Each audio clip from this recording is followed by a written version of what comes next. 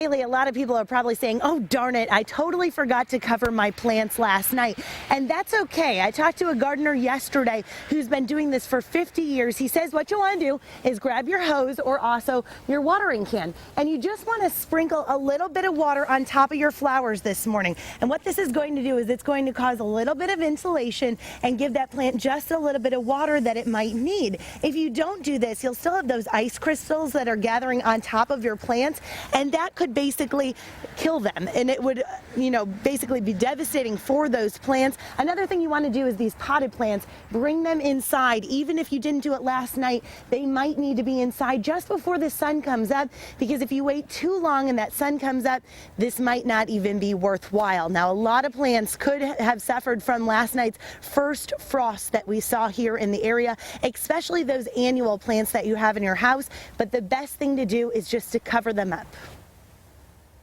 The best bet is look in your basement, see if you have some old sheets that you haven't used in years. Sheets are quite good for doing covering. What you don't want to use is plastic.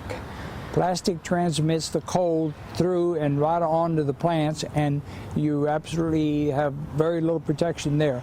But any sheets, old blankets, or even tarps, that sort of thing, will do a good job, and you have several degrees of protection there.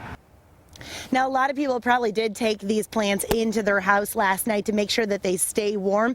But what you want to do is you want to look at the soil. So basically get in here and make sure that this is dry. That's really important because your plant doesn't need as much water when it's inside. And I'm told if you put too much water on it, then the roots of this plant will actually get really, really nasty and could actually rot as well. So that'll kill your plant too. We are live in Kansas City. Sarah Hollenbeck, 41 Action News. Yes.